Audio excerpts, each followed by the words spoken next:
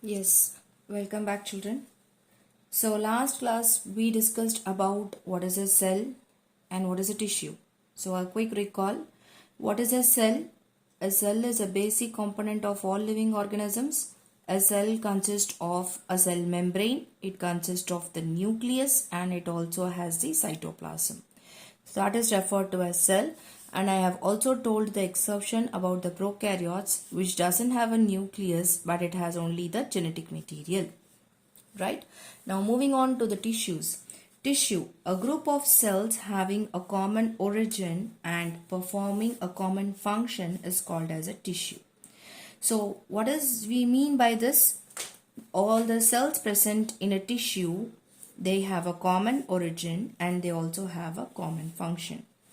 As we have noted before, there are tissues which help in the transportation of water, tissues that help in transportation of solutes, and there are also tissues that help in the photosynthesis, and there are few tissues that help in absorption of water. So the function of the tissues differs. Now, organ and organ system are not found in the plants. So make this point very clear. If at all you have any questions on organ and organ system, be very clear that plants do not have an organ and organ system. Now moving on to the tissues, the terminology tissue was given by C. Nagel. Okay, so the meristematic tissues and the permanent tissues are the two different types of tissues present in a plant cell. Plants. Okay, so the Greek word meritos means divided. So meristos means what? Divided. Okay, so what do we mean by this? All the cells in embryo are meristematic and they divide rapidly, and different types of meristems are present based on their position and the origin. Okay, so all the cells in the embryo, where did we find the embryo? In the seed. So we found the embryo in the seed.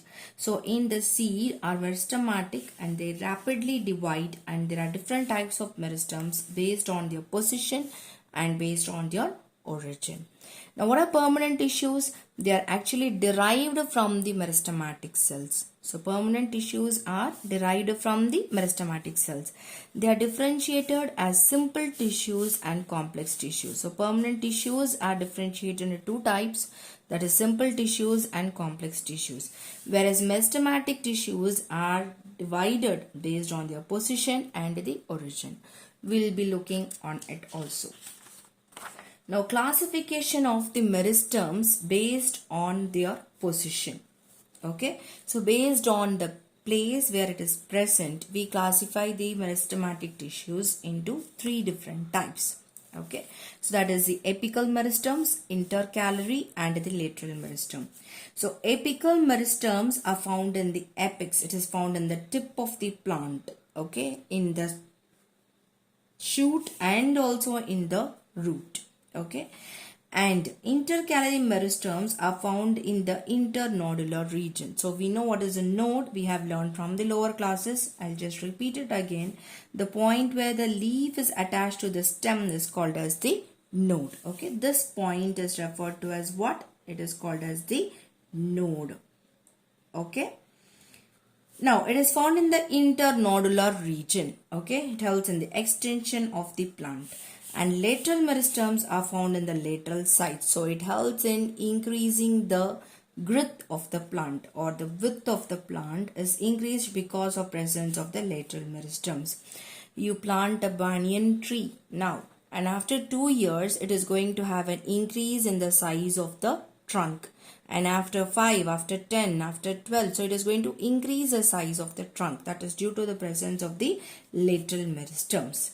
Okay.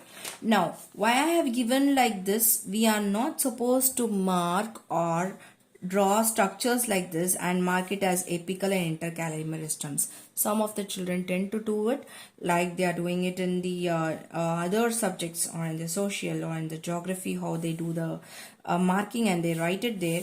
You are not supposed to do like that in case of biology. You are straight away to mark the parts and then label it nearby it. Okay, always towards the right side. Now based on the plane of cell division, so based on the plane of cell division, we can divide it into mass meristem and the plate meristem. Okay, so based on the plane of cell division, the plane or the axis in which the cell is divided, we can differentiate it into two types, that is the mass meristem and the plate meristem, right?